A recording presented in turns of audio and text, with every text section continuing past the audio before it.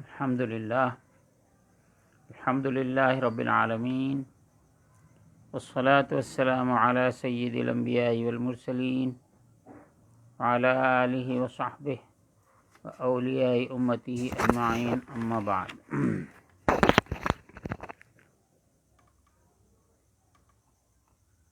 برادران عزیز، برادران طریقت، برادران اسلام، سامعین کرام،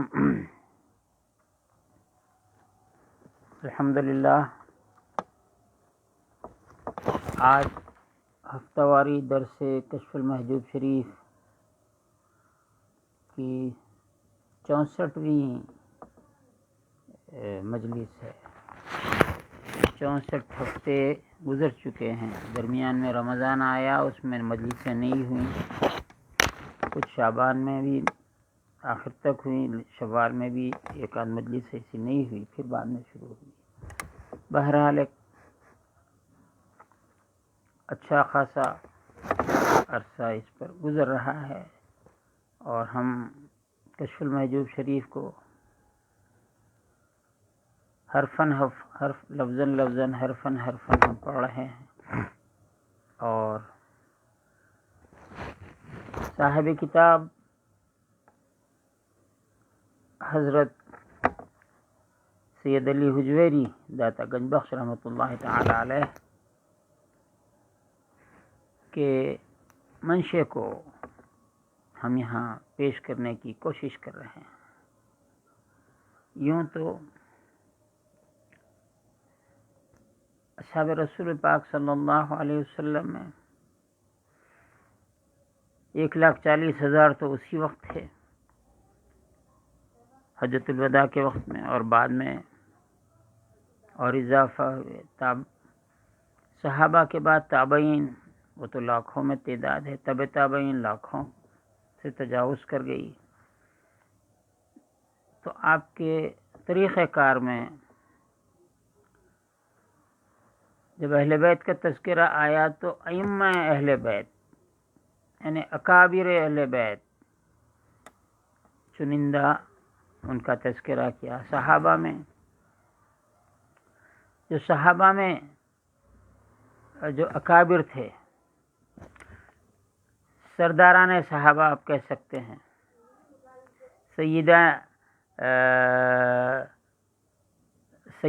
سیدین بولے تو ہو جائیں گے، کیا ہے صحابہ میں جو سردار ہیں، سادات صحابہ، ان کا تذکرہ کیا، چند خلفائے راشدین۔ پھر تابعین میں بھی 4-5 ہے، حضرت خواجہ حسن بصری ہے، ابراہیم ادہم ہیں، رابع عدوی ہے، شقیق بلخی ہیں، بشر حافی ہیں، اس طرح چند تابعین میں۔ تو یہ تابعین کے ائمہ ہے کہہ رہے ہیں، یعنی لیڈنگ تابعین کرام رضی اللہ عنہم۔ تو یہ بات گزشتہ درس میں گزری ہے کہ جب تابعین کا تذکرہ آیا تو آپ نے سب سے پہلے اس چیپٹر میں جن کا تذکرہ کیا حضرت خواجہ اویس قرنی رضی اللہ تعالیٰ عنہ کا ہے۔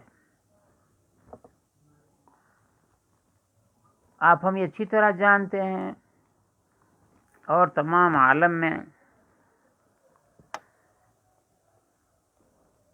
جتنے علماء ہیں، مشائخ ہیں، جتنے مورخین ہیں، سب جانتے ہیں کہ حضرت خواجہ اویس قرنی رضی اللہ تعالیٰ عنہ نے حضور صلی اللہ علیہ وسلم کا زمانہ پایا، لیکن حضور صلی اللہ علیہ وسلم سے ملاقات نہ ہو سکی۔ والدہ کی خدمت کو، حضور کے دیدار سے والدہ کی خدمت کرنا تھا، وہ رکاوٹ بنی، اور اللہ تعالیٰ نے آپ کو درجات دیے، یہ بھی حضور کی مرضی تھی۔ اب جو سادات صحابہ ہیں، جن کو آپ سب سے پہلے خلفائے راشدین کہتے ہیں، آپ اندازہ کیجئے ہم جس صدی سے گزر رہے ہیں، میں فوری بات کو کنٹمپرری یعنی جو دور چل رہا ہے اس دور سے ملا کر آپ بات نہ کریں تو بات نہیں سمجھا سکتے. ان کی زندگیوں کا ایک ایک گوشہ، ایک ایک بات، ایک ایک پہلو، ایک ایک نقطہ جو بھی بیان کریں گے تو ساری انسانیت کے لیے اس میں فلاح و بہبود ہے، اس میں ہدایت رکھا ہے اللہ رب العزت نے. وہ جڑا کے بتانا یہ عالم کا کام ہے، عارف کا کام ہے، صوفی کا کام ہے، استاد کا کام ہے کہ جڑا کے بتائے کہ یہ کوریلیشن کیسا ہو سکتا ہے، مطابقت کس طرح ہو سکتی ہے. ہم اس دور کو جو آج کا دور ہے، یہ صدی ہے، اس صدی میں جو فتنے فساد ہیں اس کی بنیاد گزشتہ صدی میں پڑ چکی تھی.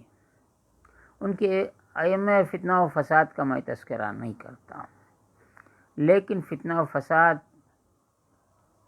کہ اس صدی کے بانیوں میں بہت لوگ ہیں، چند چنندہ ہیں. انہوں نے ایک فتنہ یہ بھی رکھا کہ اللہ کے ولی کی معاذ اللہ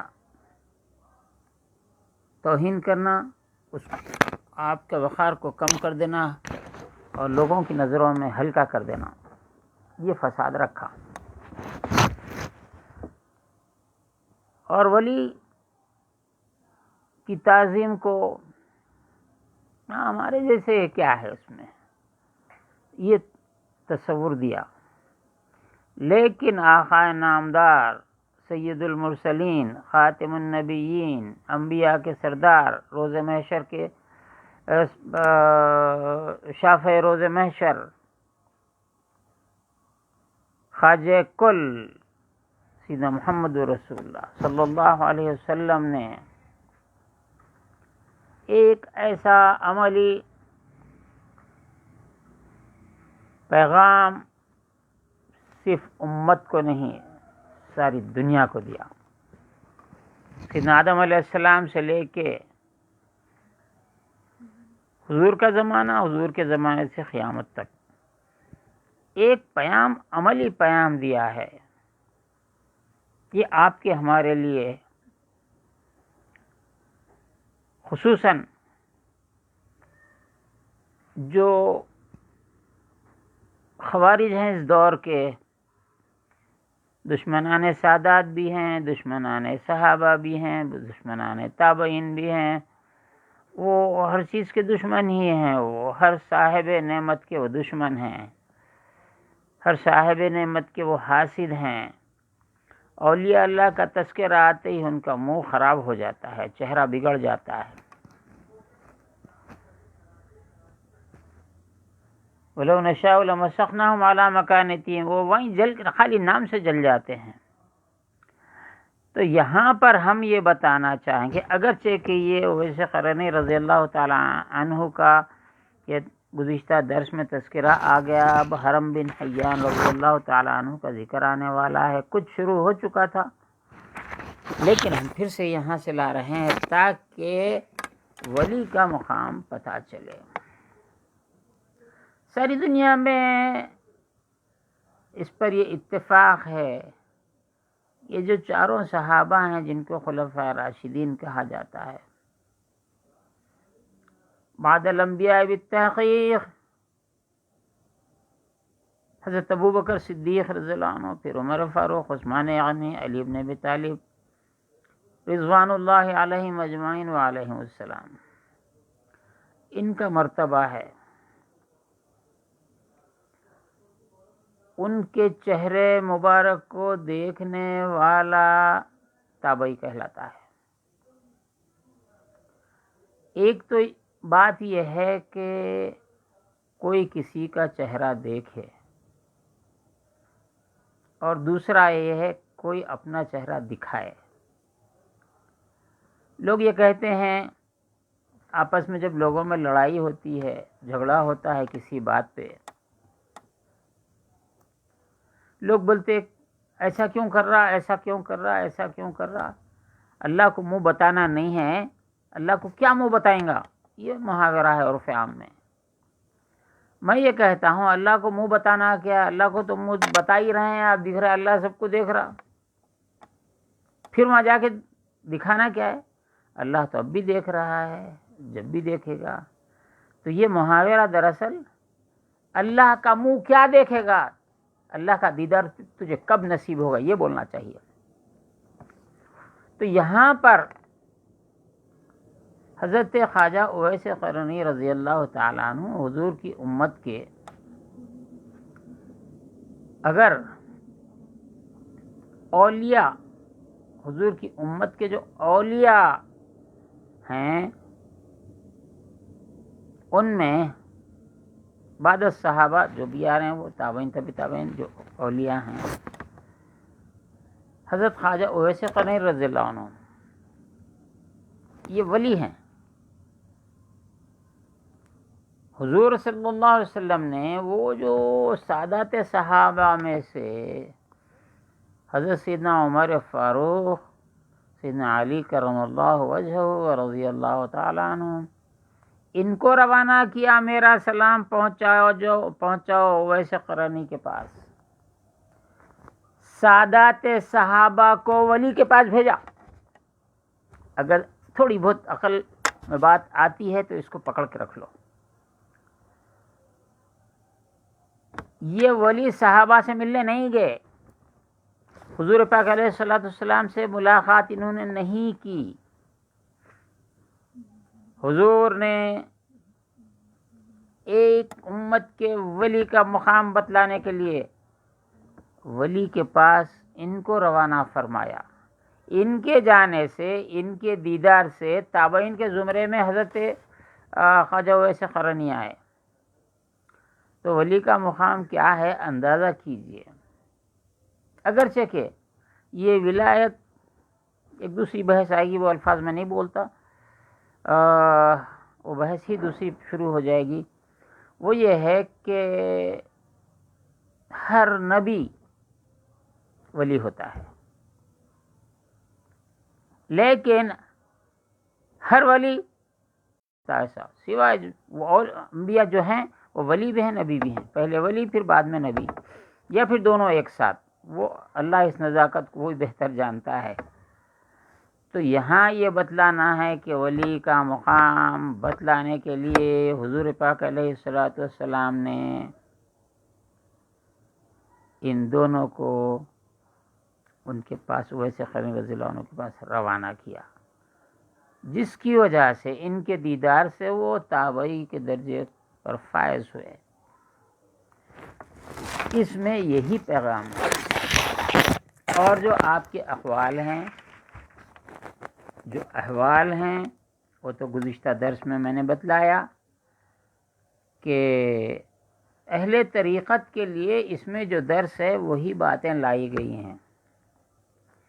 اگر صحابہ کرام کی سیرت بیان کرنا مقصود ہو، بہت کتابیں ہیں، آج اس کی کتابیں خود صحابہ کے تذکرے سے بھری پڑی ہیں، تابعین کے تذکرے سے پر ہیں، لیکن یہاں چند ائمہ تابعین کا تذکرہ کیا اور اس میں سے ان کی حیات کو پیش کیا، وہ دنیا سے کس طرح ان کا انقطاع تھا، دنیا سے کس طرح کٹے ہوئے تھے، وہ بتلایا گیا۔ بہت سے صحابہ میں بھی ایسے رہے ہیں، جیسے ابو ذر غفاری رضی اللہ تعالیٰ عنہ صحابہ میں، اور دیگر صحابہ بھی ہیں۔ آئیے اب اویس قرنی رضی اللہ عنہ کا ذکر جہاں ختم ہوتا ہے، وہاں سے حضرت خواجہ حرم بن حیان رضی اللہ عنہ کا تذکرہ شروع ہوتا ہے۔ فرماتے ہیں وَمِنْهُمْ نیز شمع صفا معدن وفا، صفا کی شمع، وفا کا معدن کرتے ہیں انگلش میں مائن، MINE مائن، جو زمین میں خزانہ ہوتا ہے، سونے کے خزانے، چاندی کے خزانے، کوئلے کے خزانے، معدنیات، معدن اسی سے معدنیات ہیں، زمین سے نکلنے والی جو دھاتیں ہیں معدنیات ہیں۔ معدن وفا جس جگہ سے آپ زمین کھودو اندر سے جو نکلتا ہے اس کا نام، یہ معدن لوہے کی معدن ہے، یہ سونے کی معدن ہے، یہ پیٹرول کی معدن ہے، پیٹرول کی کان اردو میں کہتے ہیں، سونے کی کان ہے۔ تو حرم بن حیان رضی اللہ عنہ کو معدن وفا کہہ رہے ہیں۔ آپ ان کو جہاں سے کوریدو گے، جہاں سے ان کے بارے میں دیکھو گے تو وہ وفا کا معدن ہے، وہاں سے وفا نکلے گی۔ از بزرگان طریقت بود، آپ طریقت کے بزرگوں میں سے تھے۔ تابعیوں کا دور ہے، تابعین کا دور ہے، اور اسی زمانے میں طریقت کا تذکرہ آ چکا۔ لوگوں میں یہ خاص بات ہے، طریقت بولتے ہی بولتے یہ اسلام سے اس کا تعلق نہیں ہے، یہ طریقت بات کی ایجاد ہے، اسلام سے تعلق نہیں ہے۔ میں یہ کہتا ہوں زیادہ تر یہی جو 200 سال کے حاسدین، علماء حاسدین، واعظین حاسدین، 200 سال کے ائمہ حاسدین اور ان کی اتباع کرنے والے، یہ سب کا یہی ہے، طریقت الگ ہے، وہ ہے، ایسا ہے، اور اس کو شریعت سے تعلق نہیں ہے۔ ہم بتاتے ہیں کہ قرآن مجید میں طریقت کا لفظ کئی مقامات پہ آیا ہے، اور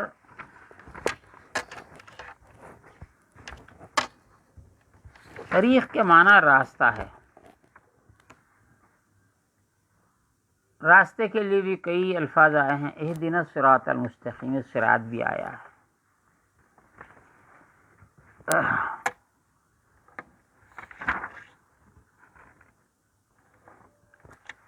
اسی طرح طریق کا لفظ آیا ہے۔ یہ دیکھیے قرآن مجید میں، یہ معجم شریف سامنے رکھی ہے، اس میں طریق کا لفظ 6 مقامات پر آیا ہے۔ میں یہ قرآن مجید کی اس آیت کی روشنی میں طریقت کا تذکرہ کلاس میں تو کر لیتا تھا، وہ بھی ڈرتے ڈرتے کہ ہم طریقت بولنا نہیں بولنا، قرآن میں موجود ہے بولنا نہیں بولنا۔ لیکن ایک دفعہ میں رسالہ قشیریہ کی شرح پڑھ رہا تھا، حضرت خواجہ بندہ نواز گیس و دراز چراغ تقت چشتی رحمۃ اللہ علیہ کی شرح پڑھ رہا تھا۔ یہ آیت اس میں آپ نے بیان فرمائی،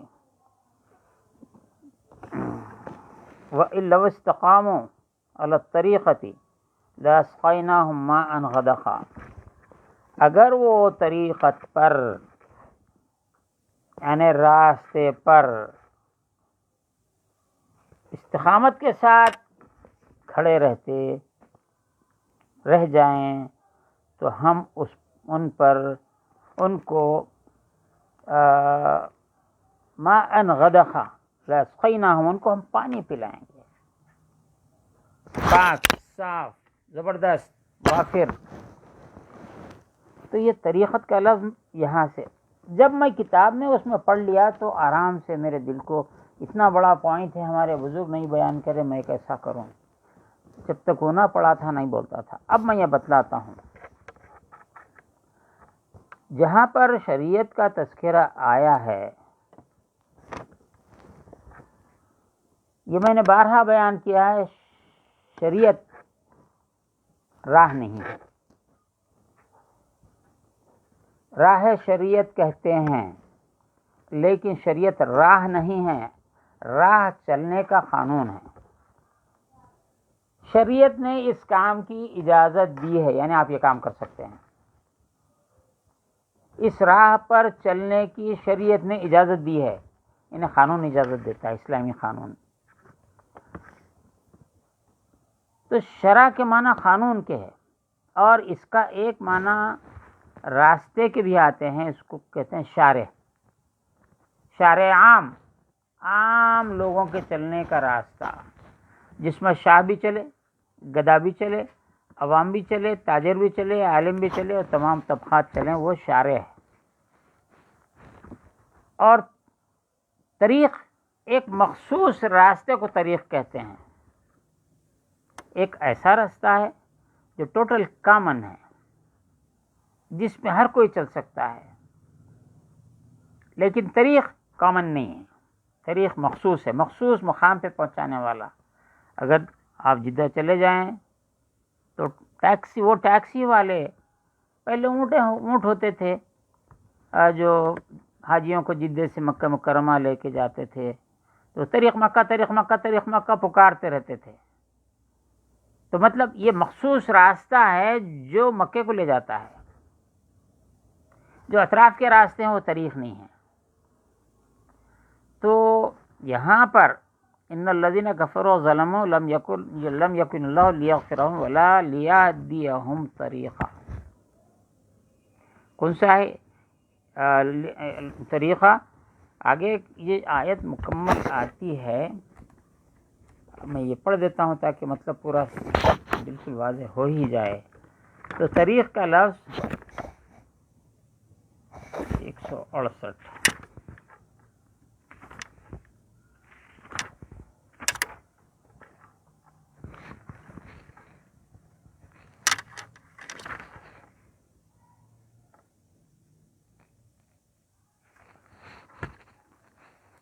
ان الذین کفروا ظلموا لم یکن اللہ لیغفر لهم ولا لیہدیہم، اور ان کو ہدایت نہیں کرے گا راستے طریق کا، الا طریق جہنم، جہنم کا راستہ جو مخصوص راستہ ہے، جیسا جنت کا راستہ ہے ویسا طریق جہنم آیا۔ تو یہ طریق خاص ہے، ایک طریق ہے جنت کا، ایک طریق ہے اللہ سے ملنے کا، ایک طریق ہے جہنم کا۔ جو طریقت کا انکار کرتے ہیں وہ طریق جہنم کی طرف جانے کی بات کرتے ہیں۔ دوسرا،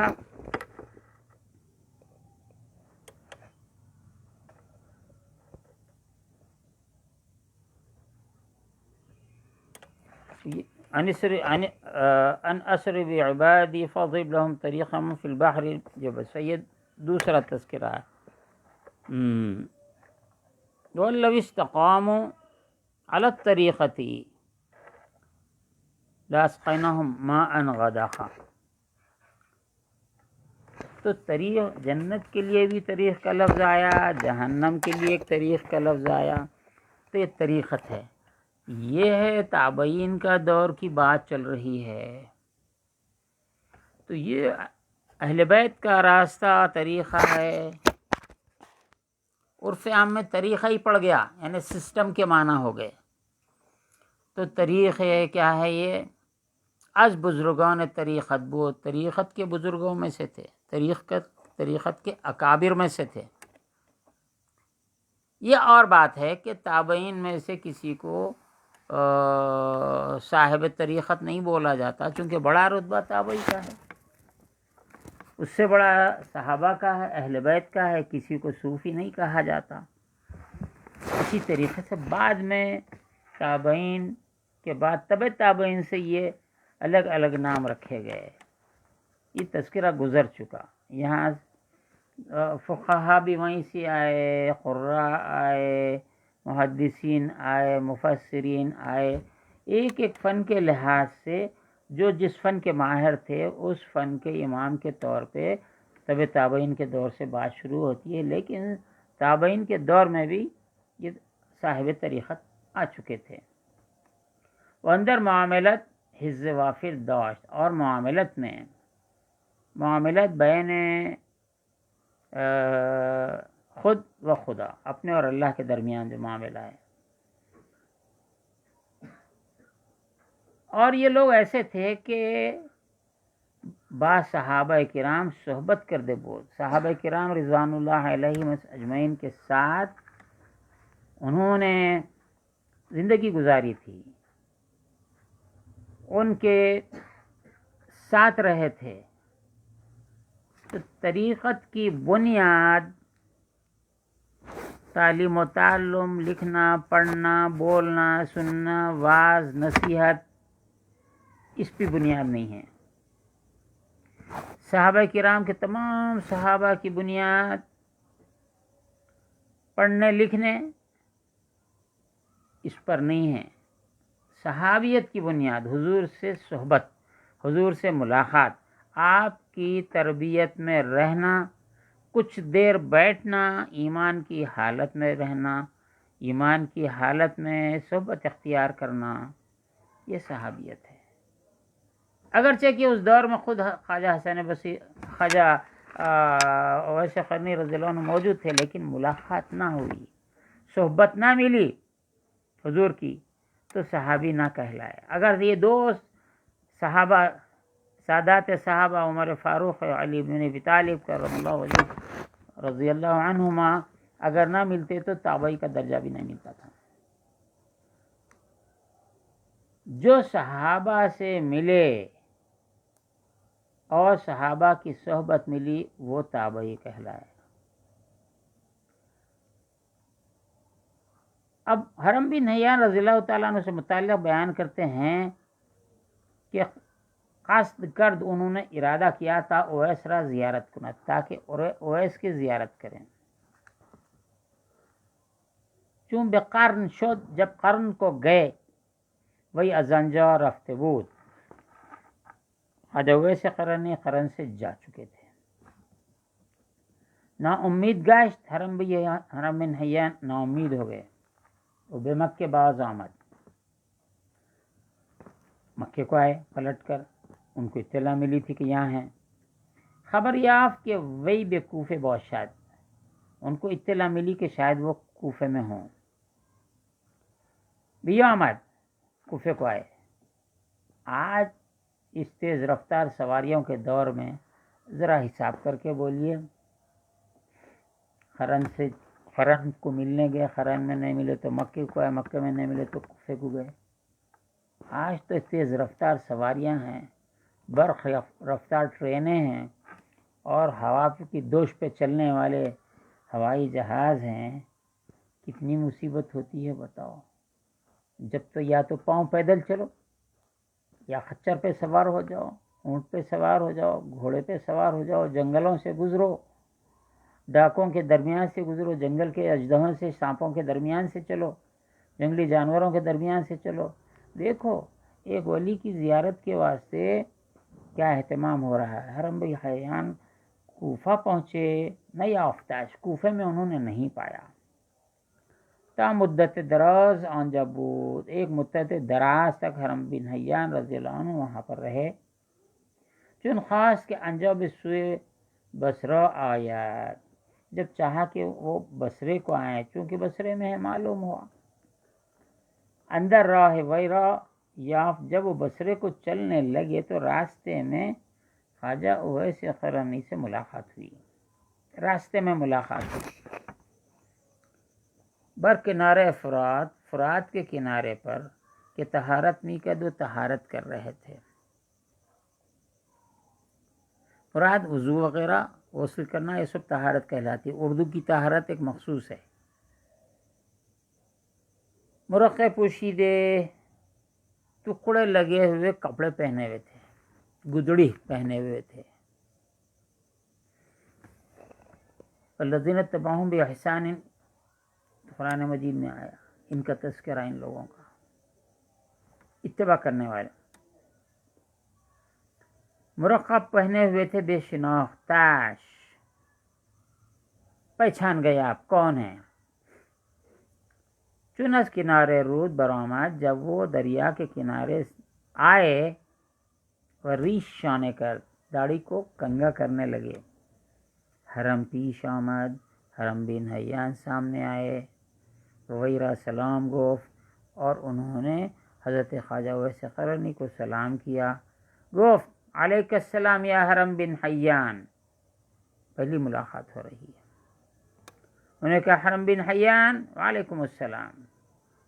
حیان گفت برا کے بشناختی، مجھے آپ نے کیسے پہچانا کہ من حرمم، کہ میں حرم ہوں، حرم بن حیان ہوں، آپ کیسے پہچانے؟ کن سے پوچھے؟ خواجہ اویس قرنی سے پوچھے۔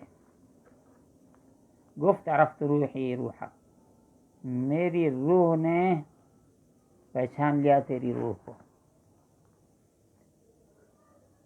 اچھا ہوا یہ بول دیے، نہیں تو 200 سالہ بے ادب ائمہ بے ادب تابع اور ان کے متبعین یہ پورے پھر وہ چلے جاتے تھے علم غیب علم غیب علم غیب، ان کو اتنا بڑا علم ہے۔ یہ حاسدین امت محمدیہ، جو حاسد امت محمدیہ کے جو حاسد ہیں، اتنے بڑے عالم ہیں۔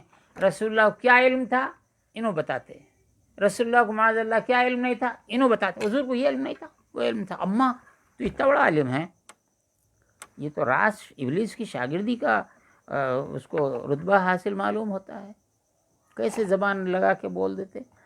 تو جب آپ نے پوچھا کہ کیسا پہچانے میں حرم ہوں، فرمایا کہ میری روح نے جان من جان تو را بشناخت، میری جان نے تیری جان کو پہچان لیا۔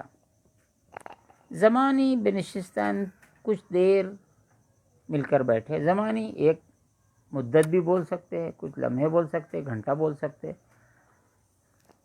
مر اورا نیز باز گردانی، مر اورا نیز باز گردانی، اس کے بعد انہوں نے لیکن مجھے پلٹا دیا۔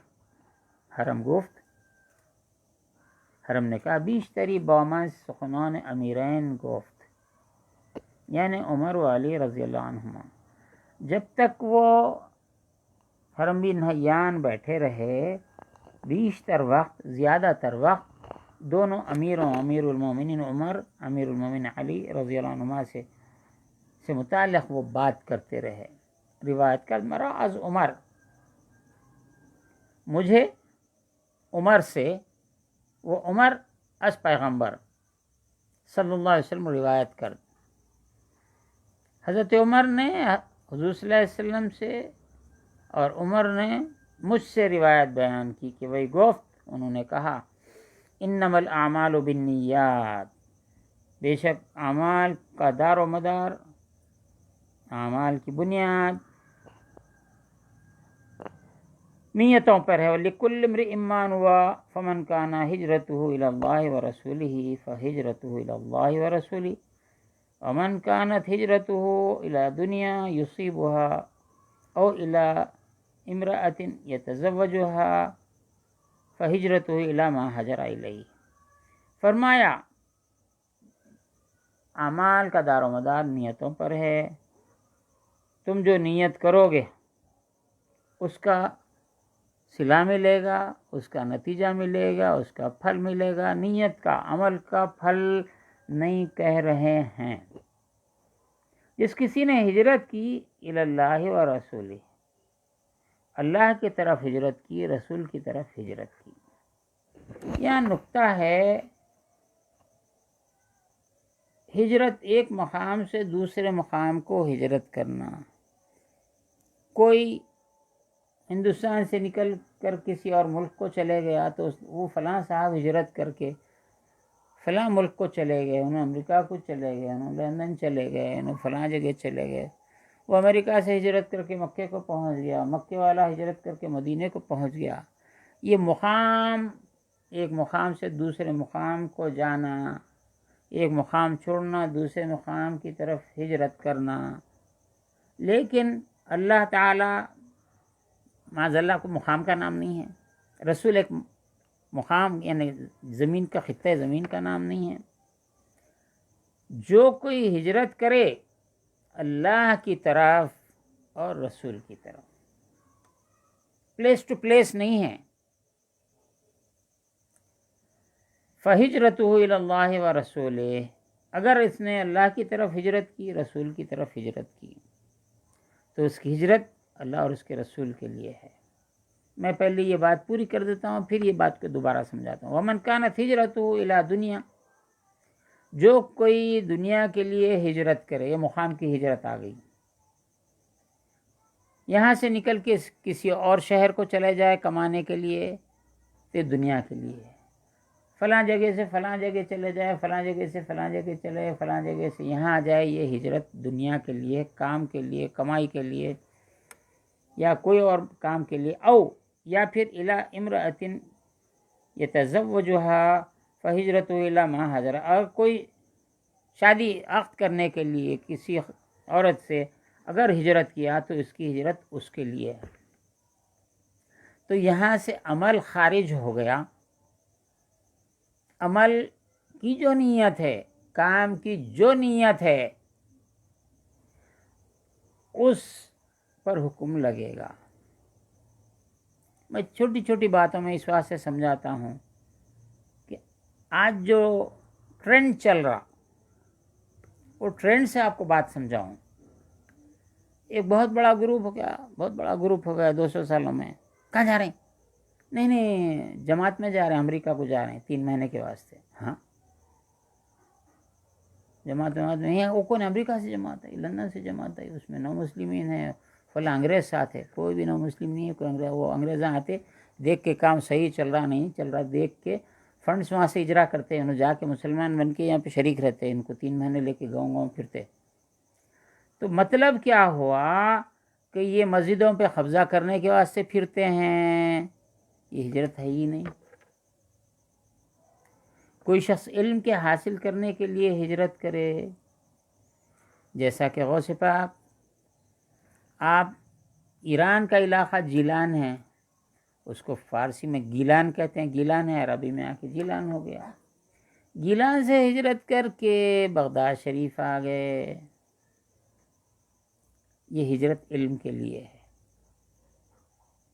اسی طرح بہت ہزاروں اولیاء اللہ ہیں جو علم کے لیے ہجرت کیے، صحابہ ہیں علم کے لیے ہجرت کیے۔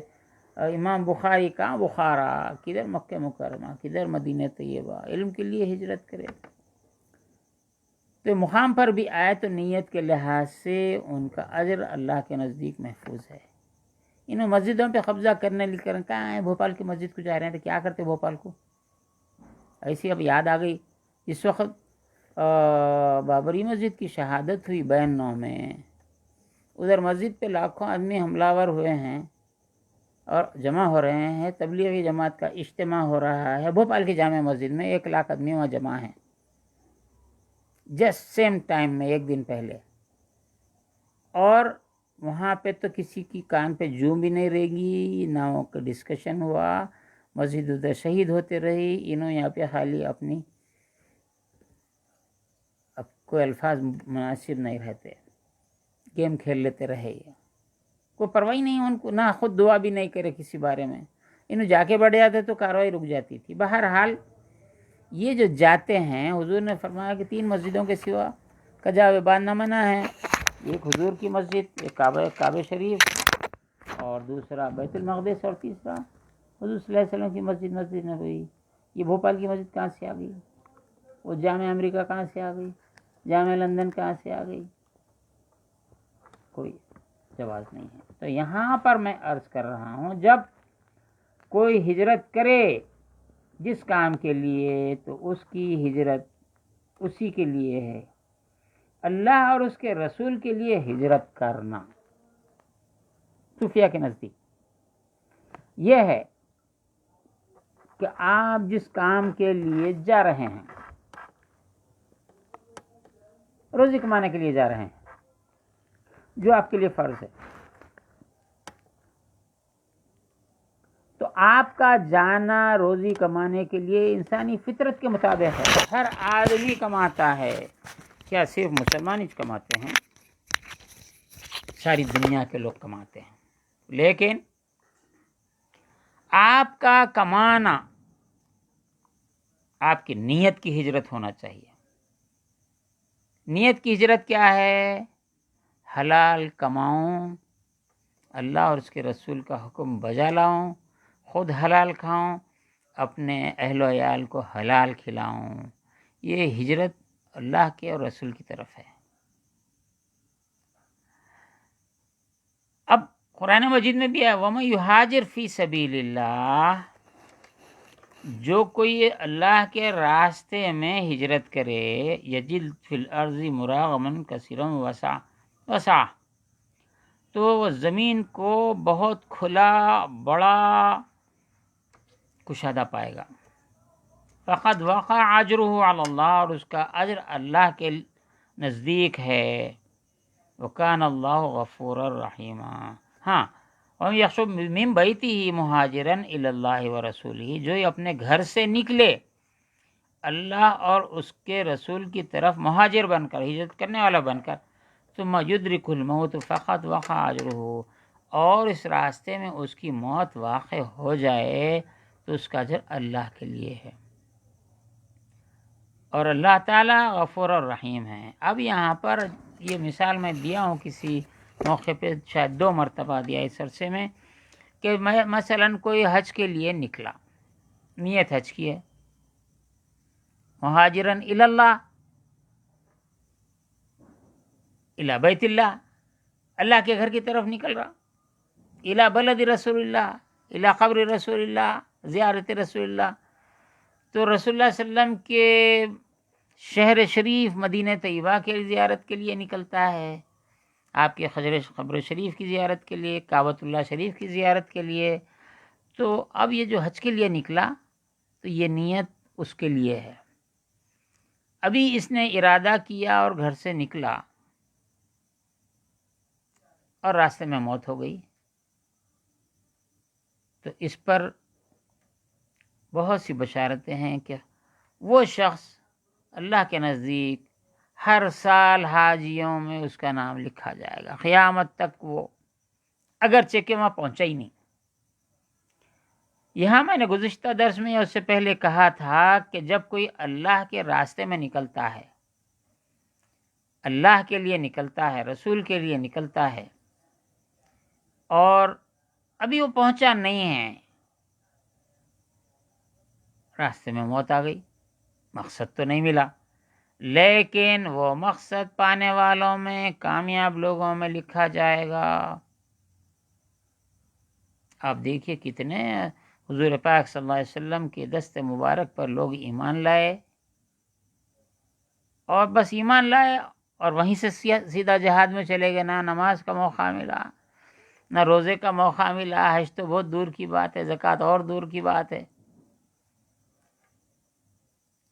اللہ سے قریب ہو گئے بغیر کسی عمل کے۔ تو یہ نیت کے معاملہ ہے، وہی فرما رہے ہیں جو جس نیت سے کام کرے گا اس کا بدلہ ملے گا۔ کام تو واقع بھی نہیں ہوا، ابھی ایمان لایا، انتقال ہو گیا ختم، کام انجام ہی نہیں دیا کوئی، تو نیت کا بدلہ ملتا ہے۔ اور راستے میں جو موت واقع ہو جائے تو اللہ اس کو اجر دے گا تا قیامت۔ اب میں بات کو کوتاہ، یعنی فارسی میں کوتاہ بولتے ہیں، مختصر کرتے ہوئے یہ کہتا ہوں کہ جو شخص مرید، ارادہ کرنے والا، کسی شیخ کے ہاتھ پر اس بات کی بیعت کرتا ہے کہ میں اس راستے پر قائم رہوں گا، چلوں گا، بزرگوں کے راستے پہ چلوں گا، میں یہ کروں گا، یہ کروں گا، یہ کروں گا، یہ نہیں کروں گا، یہ جو معاہدہ کر کے چلتا ہے، نیت کر کے چلتا ہے، تو یہ سلوک الی اللہ، یہ سلوک ایک کڑی ہے اللہ سے ملنے والی، جو یہاں سے ہوتے ہوئے رسول پاک صلی اللہ علیہ وسلم تک، پھر اللہ تک چلی جاتی ہے۔ تو یہ جو کڑی ہے اللہ سے ملانے والی، آپ اس میں منسلک ہو گئے، اس سے جڑ گئے،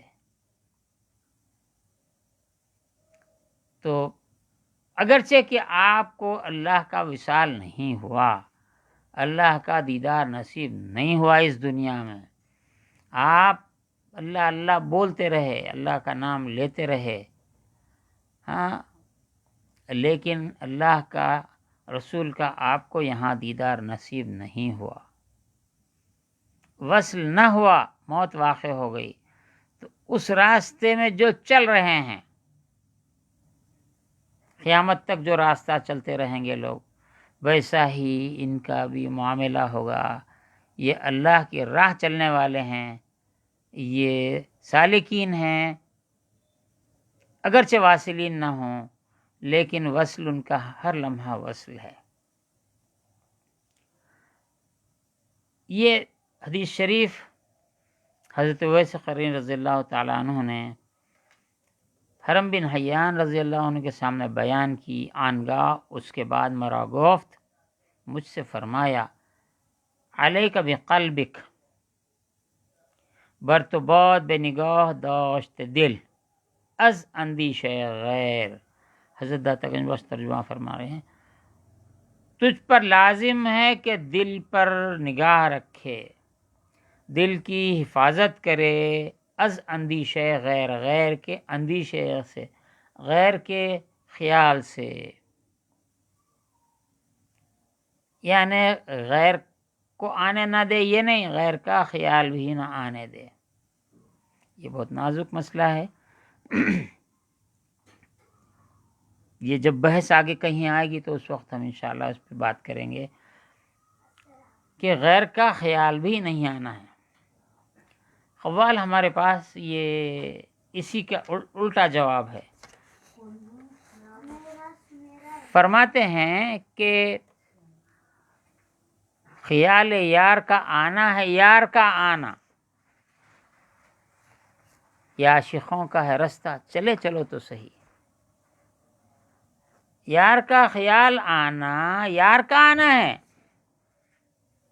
ایک چھوٹی سی حکایت مجھے یاد آئی، سلطان المشائخ نظام الدین اولیاء محبوب الہی قدس سرہ العزیز کے ملفوظات میں ایک واقعہ آیا، آپ کی سیرت میں یہ بات آئی کہ محفل سما تھی اور لوگ متوجہ تھے،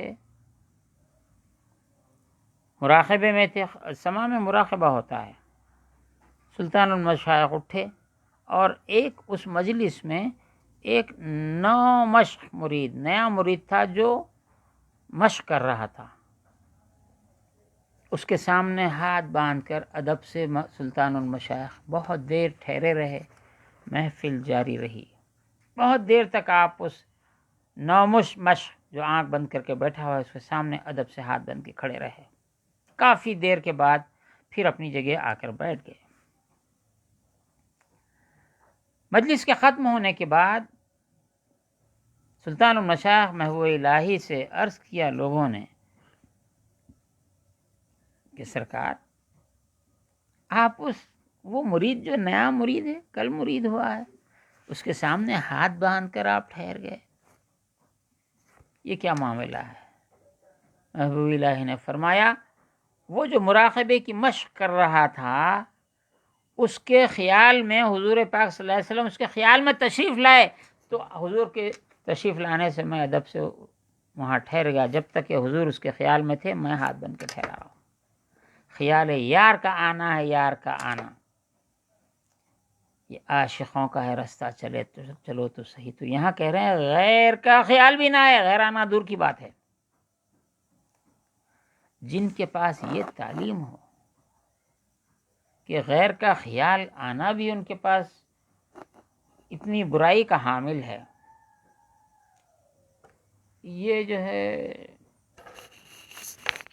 غیر اللہ غیر اللہ غیر اللہ غیر اللہ، یہ کئی کی رٹ ہے ان کی۔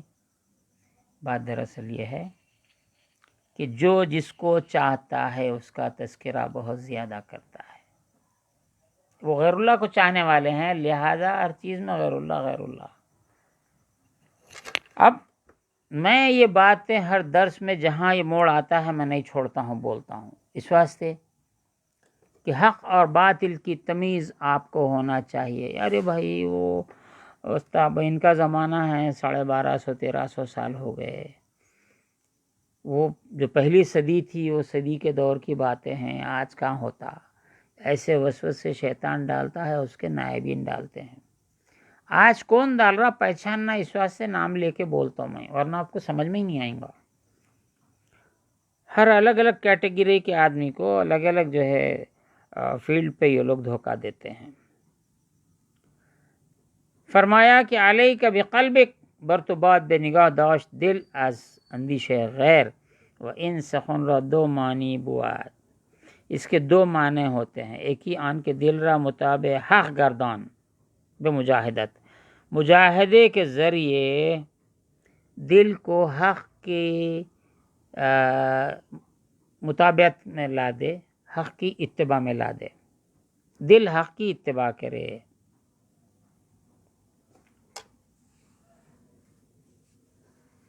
مجاہدے سے جد و جہد کرے، والذین جاہدوا فینا لنہدینہم سبلنا، اس راہ میں جہاد کرے.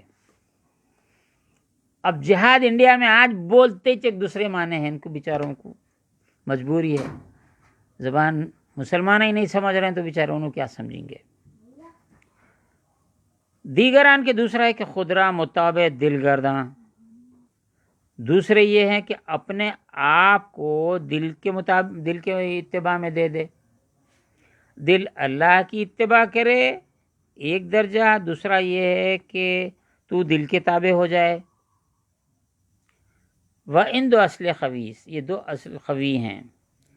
دل را مطابق حق گردانیدن کار مریدان بود، دل کو حق کے مطابقت میں لانا، اس کی اتباع میں ڈال دینا، حق کی اتباع کرانا، یہ مریدوں کا کام ہے. کہ از مکابرے شہوت و موانست ہوا باستانندش، تاکہ یہ مکابرہ کہتے ہیں اپنے آپ کو بڑا ثابت کرنا، یہاں پر مقابلے کے معاملہ میں آیا ہے. یہ شہوت اور ہوا یعنی خواہشات نفسانی کی مطابعت میں جو لاتے ہیں اس سے نکال لینا ہے، باستانندش، ان کو وہاں سے ہٹا لینا ہے. اندیشہ ہے ناموافق اور ناموافق خیالات، ناموافق افکار، اندیشہ مانے افکار، بے درجے ازوئی منقطع گردانند، اس درجے سے منقطع کریں جہاں اس کو اندیشے ستاتے ہوں. اندر تدبیر صحت و حفظ امور، تدبیر صحت، صحت کی تدبیر کرنا. صحت کس کی؟ دل کی صحت. دل کی صحت کیوں؟ حضور پاک صلی اللہ علیہ وسلم نے ارشاد فرمایا ان فی جسد آدم مضغۃ، آدم کے انسان کے جسم میں جسد میں ایک گوشت کا لوتھڑا ہے، اگر وہ درست رہے، ان فی جسد اذا صلحت صلح الجسد کلہ، اور وہ درست رہے تو سارا جسم درست رہتا ہے، اگر اس میں فساد ہو جائے تو سارے جسم میں فساد پیدا ہو جاتا ہے. تو یہاں دل کی صحت مراد ہے. اندر تدبیر صحت دل، دل کی صحت کے لیے کیا تدبیر کرنا، جسمانی صحت کے لیے کیا کھانا، کیا پینا، کیا نہیں کھانا، کب کھانا، کب نہیں کھانا، کتنی بار کھانا، اور دن رات کیا جانوروں کے جیسا چریں گے. جسم کی صحت کے لیے تو نہیں، دن رات جانوروں کے جیسا نہیں چر سکتے. وقت مقررہ پہ کھانا، وقت مقررہ پہ پینا، اور جسم کو سلامت رکھنے کے لیے ایک وقت پہ ورزش ہے، ایک وقت پہ فلاں ہے، اس وقت سونا ہے، اس وقت اٹھنا ہے. یہ تدبیر صحت جسم ہے. اسی طرح تدبیر صحت دل بھی ہے. دل اللہ کی یاد میں کیسا رکھنا، رسول کی یاد میں کیسا رکھنا، اس کے احکام کی اتباع میں ہم چل رہے ہیں، وہ دیکھتے رہنا ہے، اتباع ہو رہی نہیں ہو رہی دیکھتے رہنا، یہ تدبیر صحت دل ہے. کہیں یہ دل خواہشات نفسانی کے جو پیروں ہیں، نفس اور شیطان کے جو پجاری ہیں، ان کے پیچھے تو نہیں چل رہا ہے. خدا نخواستہ اللہ اور رسول کے بارے میں گندے گندے خیالات لاتا ہے، اس پہ چلاتا ہے، معاذ اللہ. کیا کرتا ہے؟ اس کو کاٹنا ہے. تدبیر صحت و حفظ امور، اور جو امور دنیا ہیں، کاروبار دنیا جس کو عرف عام میں کہتے ہیں، یہ کاروبار دنیا نہیں ہے، یہی کاروبار دین ہے. اگر اتباع حق کی اتباع میں ہو، رسول کی اتباع میں ہو، یہی کاروبار دنیا ہے، یہی درجہ ہے اللہ، یہی زینہ ہے. یہ کاروبار دنیا یہ اللہ تک پہنچنے کا زینہ ہے. آپ کا کھانا، آپ کا پینا، آپ کا اٹھنا، آپ کا بیٹھنا، آپ کا سونا، آپ کے کام کاج، علم کا حاصل کرنا، علم کا پھیلانا، کاروبار کرنا، تجارت کرنا، پیسہ کمانا، یہ اللہ کے قرب کی سیڑھیاں ہیں. یہ جیسا جیسا کام کرو ویسا ویسا اللہ کے نزدیک ہوتے چلے جائیں گے.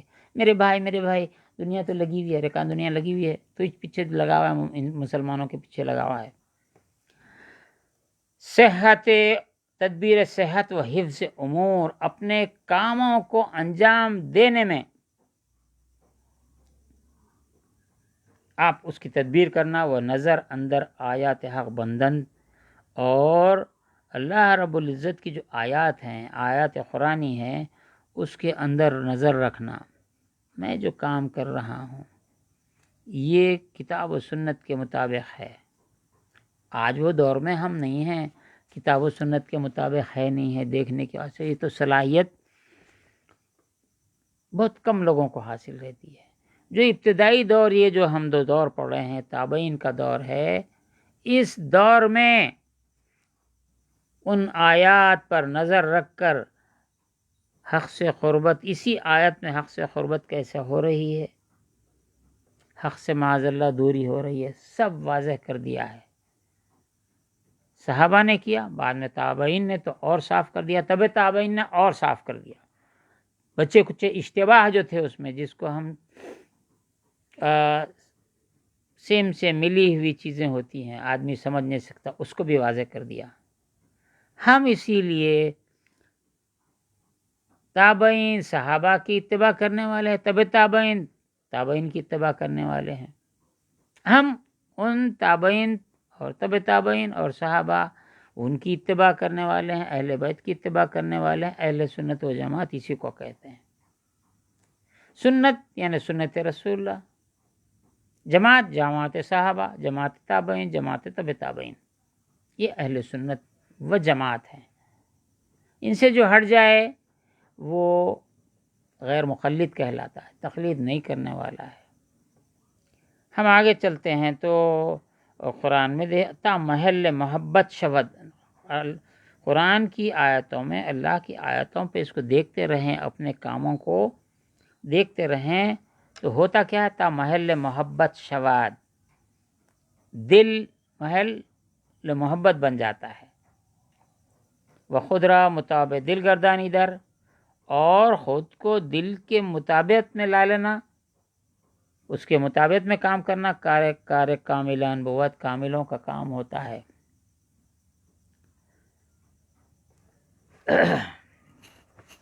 حضرت کے بارے میں یہ مشہور ہے شعر، غریب نواز کا شعر ہے.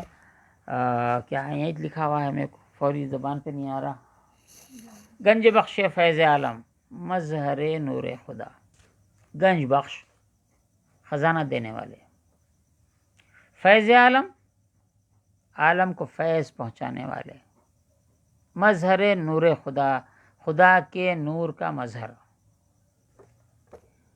ان کو ایک ایک لفظ تکلیف پہنچاتا ہے، ایک ایک لفظ تکلیف. گنج بخش، خزانہ لٹانے والے. ارے اللہ خزانہ دینے والا، انہوں کیسا ہوتے معاذ اللہ. چلو نام پہ اعتراض. سورج بولو، سورج کو بولو. خزانہ سورج نور کا خزانہ ہے اور سارے عالم کو فیض پہنچاتا ہے. یہ شرک نہیں ہے، بالکل نہیں ہے. گنج بخش سے فیض عالم بولو، ہو گیا مشرک، ہو گیا بولنے والا. ارے آپ کون ہے بابا؟ آپ پہلے دائرہ اسلام میں آؤ، بعد میں مسلمانوں کو بولو. گنج بخش فیض عالم، مظہر نور خدا. خدا کے نور کا مظہر بولے تو بھی تکلیف ہو رہی. مثنوی مولانا پڑھو، بادشاہوں کے بعد بادشاہوں کے بارے میں آیا، مظہر جواد بود، جود و سخا کا مظہر تھا، اللہ کی شان کا مظہر تھا. فلاں بادشاہ بس سخاوت ہی کرتا رہتا تھا. انہیں سخاوت کا مظہر ہوا تو تمہارے کو نوٹا مل رہے نا، تمہارے کو وہ برا نہیں معلوم ہوتا، تو شرک نہیں دکھتا. یہاں بولتے ہیں ان ولی ہیں نا، ان کے سینے میں کانٹا چبھنا شروع ہو جاتا. نفس ان کا ڈنک مارتا، شیطان ان کو اندر سے ڈنک مارتا. نہ کو بولو، نہ کو بولو، نہ کو بولو.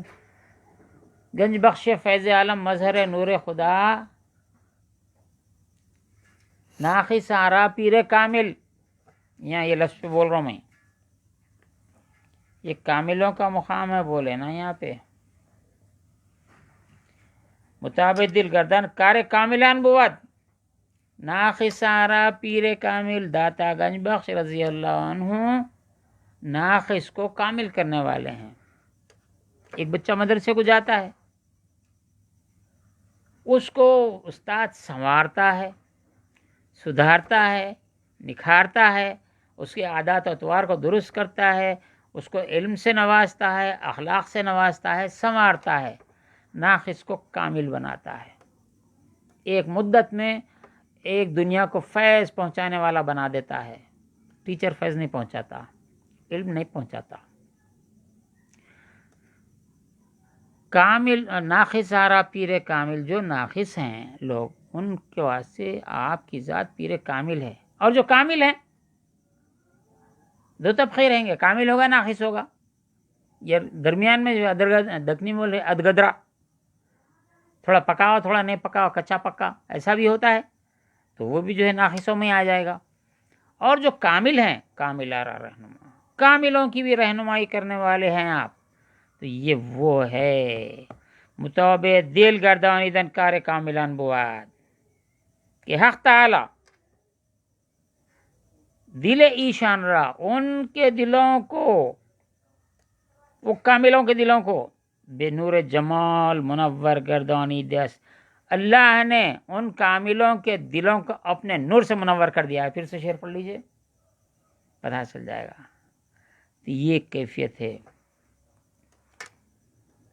از ہمیں اسباب و علل رہانی دے، اور اللہ رب العزت ان کے دل کو اپنے جمال سے منور کرتا ہے. اور تمام اسباب ہیں، مینز آف لائیولیہوڈ، زندگی گزارنے کے جو اسباب ہیں، چلنے کے، پھرنے کے، اٹھنے کے، بیٹھنے کے، یہ جو اسباب ہیں، وہ علل اور اس کی علتیں ہیں، اسباب ہیں، رہانی دے، اس سے بھی رہا کر دیا ہے. سب کما کے کھاتے، اللہ تعالیٰ خود کھلاتا ہے. حضور وَيُطْعِمُنِي وَيَسْقِينِي، وہ مجھے کھلاتا ہے، وہ مجھے پلاتا ہے. اسباب کہاں چلے گئے؟ یہ اسباب ان کو نظر نہیں آتے. وہ شان ابھی چل رہی ہے. کوئی جانا چاہے داتا گنج بخش کے دربار کو، اگر جانا نصیب ہو تو جا کے دیکھو، دن اور رات 24 گھنٹے لنگر چلتا رہتا ہے. رات کے کسی بھی حصے میں، دن کے کسی بھی حصے میں آپ کو گرم گرم بریانی ملے گی، پلاؤ ملے گا، میٹھا کھانا ملے گا، مظافر زعفران سے میں پکا ہوا آپ کو چاول ملے گا، گوشت. کیسا ہو رہا؟ اسباب ظاہر میں کچھ دکھتا، کچھ ہوتا. بدرج اعلیٰ رسانی دے، اور اللہ نے ان کو اعلیٰ مقامات پہ پہنچا دیا. وخلعت قرب، خلعت شاہی لباس، شاہی جوڑا. خلعت قرب کا لباس اللہ نے ان کو پہنایا ہے. در برشنی ایشان افغندے، ان پر قرب کا لباس ان کو عطا کیا ہے. وہ بے الطاف خود اپنے لطف و مہربانی سے بدن تجلی کر دے، ان پر اپنی تجلی فرمائیے. وہ بے مشاہدت و خور بدن تولا کرد، اور ان کو مشاہدہ اور خود کی طرف ان کے دل کو موڑ دیا ہے. بات ختم کر رہا ہوں. آنگاہ، اس وقت، وہ یعنی حق تعالی تن را موافق دل گردانی دے، جسم کو دل کے موافق کر دیا ہے. ایسا ہو جاتا ہے اللہ اس کو، دل اور جسم ایک ہو جاتے ہیں. پس آن گروہ پیشین، پس وہ گروہ اولین کا جو گروہ ہے، صاحب القلوب باشان، وہ صاحب القلوب ہوتے ہیں. صاحب قلوب کیا ہے؟ کیا صوفیاں کے صاحب قلوب بول رہا، کیا ہو گیا؟ یہ تنویر ہے، کچھ بھی بولتے رہے. صاحب قلوب کیا ہے؟ صاحب قلوب کہاں ہے؟ صاحب قلوب کہاں ہے؟ قرآن شریف میں بتاؤں. آل عمران کا آخری رکوع، ایک دم نفی خلق السماوات واختلاف اللیل والنہار لآیات الذین یذکرون اللہ قیاما وقعودا وعلی جنوبہم ویتفکرون فی خلق السماوات والارض ربنا ما خلقت هذا باطلا سبحانک فقنا عذاب النار. اولئک هم الالباب ہے. نما کہاں ہے وہ؟ یاد پوری نہیں ہے. پڑھ لیا.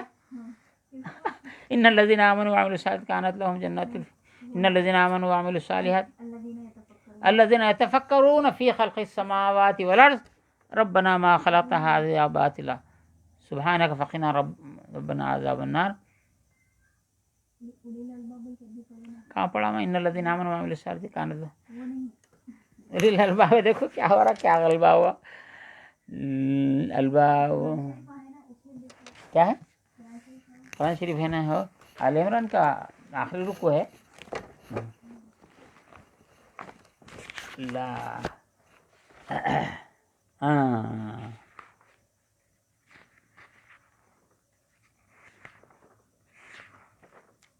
کیا پڑھ رہا ہوں، کدھر بول رہا ہوں.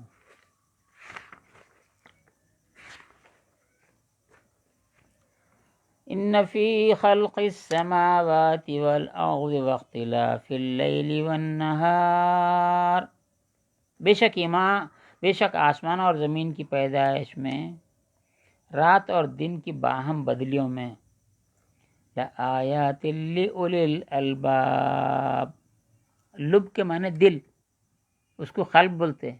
اولی الالباب یہ صاحب قلوب ہیں، یہ صاحب قلوب ہیں. ایسا بول دیے تو کہاں لگا صاحب قلوب کا؟ تو دیکھو یہ حاسدین حساد 20 سال یہ 200 سال کے حاسدین اور اس کی اتباع کرنے والے ماڈرن حاسد صاحب قلب کہتے. کیا ہے قلب؟ ارے قرآن میں ہے نا، چونکہ ان سے تم کو واسطہ ہی نہیں پڑا ہے. خیر، یہ کیا ہوتے ہیں؟ یہ صاحب قلب ہوتے ہیں. ان گروہ دیگر، اور جو دوسرا مغلوب القلوب، وہ قلوب سے مغلوب ہو گئے ہیں، ڈوب گئے ہیں. ان کے صاحب القلوب ود، جو صاحب قلب ہوتا ہے، مالک القلوب، وہ مالک قلوب ہوتا ہے. باقی الصفت، اور اس کی صفت باقی رہتی ہے. ان کے مغلوب القلوب ود فانی الصفت، ایک باقی الصفت ہوتا ہے، ایک فانی الصفت ہے.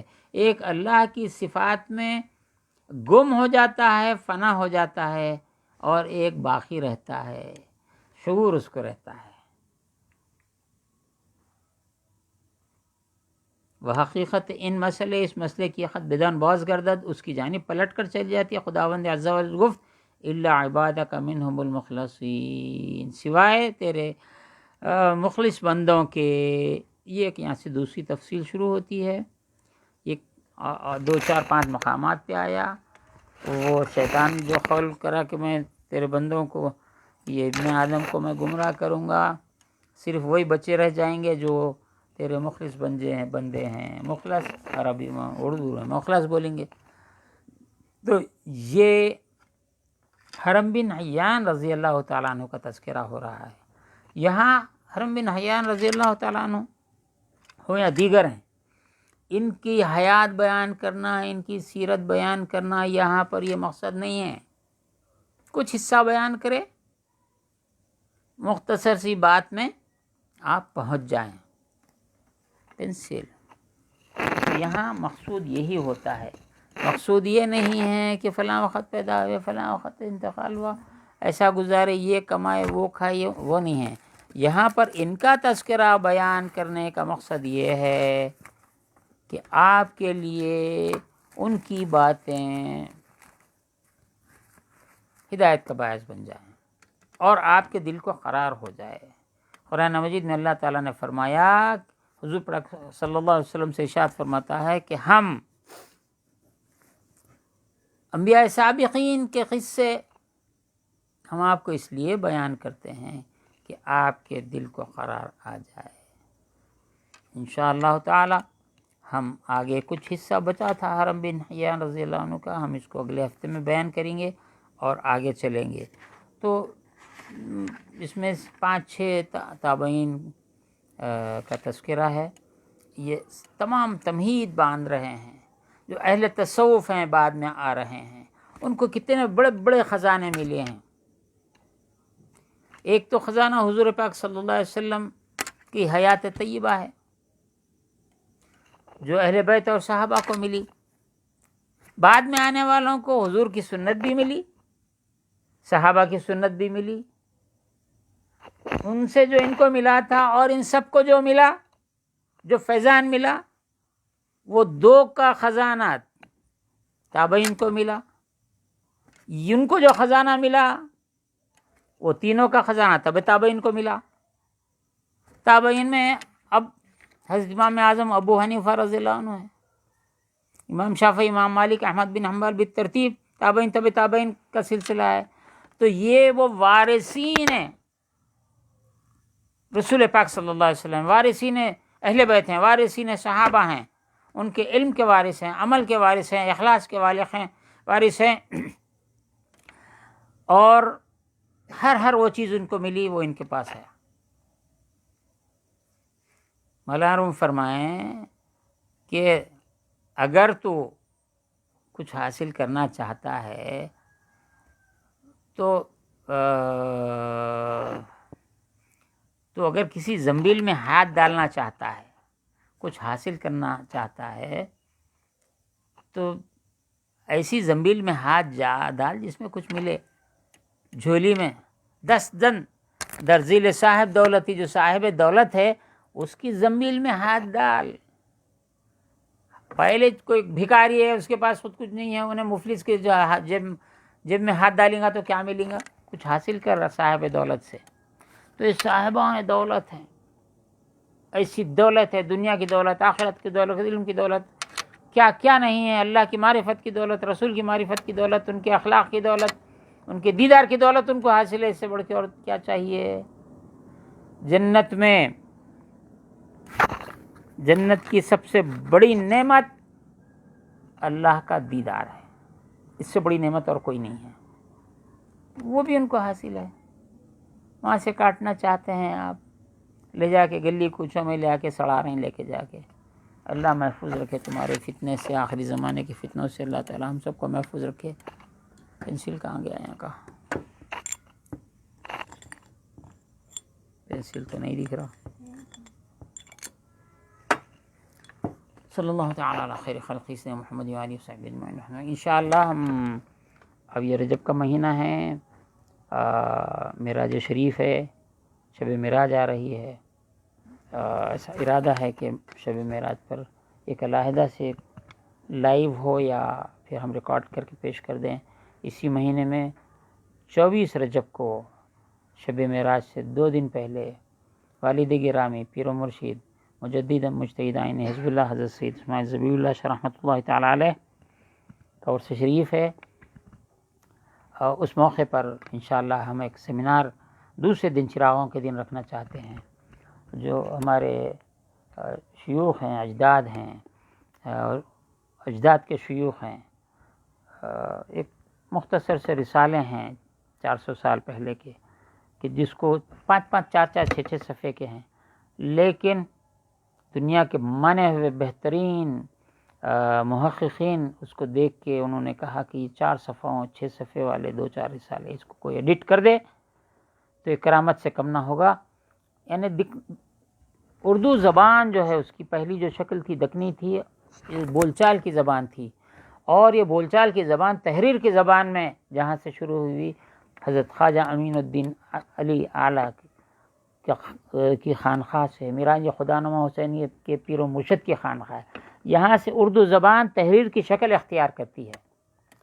تو وہ نسخہ اب آج کوئی وہ سوائے دکنی کے ماہرین بھی اس کو نہیں پڑھ سکتے، کئی جگہ اٹک جاتے اس میں، اس واسطے کہ بہت سی چیزیں پریکٹیکل سے تعلق رکھتی ہیں. وہ اصطلاح بھی آج کے لوگ نہیں جانتے ہیں. میں نے 2005 میں فل کرایا، لیکن وہ ڈگری میں سمجھتا ہوں یہ تھیسس ہے، اس کو یہ عوام کے کام کی نہیں ہو سکتی، عوام اس سے استفادہ نہیں کر سکتی ہے. میں نے اس کو جو اوریجنل متن تھا، ارشاد نامہ 5 ارشاد نامہ، ارشاد نامہ شریعت کا، ارشاد نامہ طریقت کا، ارشاد نامہ معرفت کا، ارشاد نامہ حقیقت کا، ارشاد نامہ معرفت کا، چوتھا ارشاد نامہ واحد کا. تو اس کو ٹائپ کرائے تو 25 صفحے ہوئے اس کے A4 کے. کتابی شکل آئی تو آدھے ہو کے کچھ بڑھ جاتے ہوں گے. انشاءاللہ اس کو اس میں ہمارے پاس سلسلے میں جو پریکٹیکل ہے، جو کرایا جاتا ہے تصوف میں، چلایا جاتا ہے سلوک میں، وہ پریکٹیکل رسالہ ہے۔ مشکل یہ ہوئی کہ 50 سال کے بعد میں زبان تبدیل ہوتی چلی گئی۔ پچھلی زبان سمجھنے کے قابل نہیں تھی، تو چونکہ عملی رسالہ تھا اور پریکٹیکل بک تھی، اس لحاظ سے 50 سال کو بعد میں آنے والے شیوخ اس کو اور ذرا تسہیل کرتے چلے گئے، رائج الفاظ لاتے چلے گئے، ہوتے ہوتے 6-7 تصحیحات ہو گئے۔ ہماری تصحیح جو میں سمجھتا ہوں 7ویں یا 8ویں ہو جاتی ہے۔ اب اس کے بعد اردو کیسی ہے ماڈرن، ہم اس میں بھی کرنے کی کوشش کریں گے، لیکن ہم بہت پورا چینج کرنے سے وہ کتاب کی جو فیضان ہے وہ ایسا معلوم ہوتا ہے کہ لذت چلی جا رہی ہے۔ ہم نے انشاءاللہ وہ بھی منظر عام پر آ جائے گی۔ اللہ تعالیٰ سے دعا ہے کہ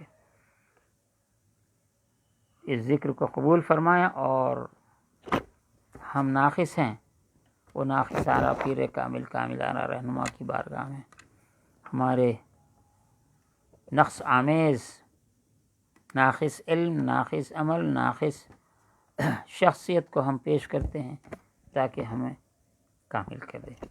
صلی اللہ تعالیٰ علیہ خیر خلقہ سیدنا محمد و آلہ و صحبہ اجمعین والحمد للہ۔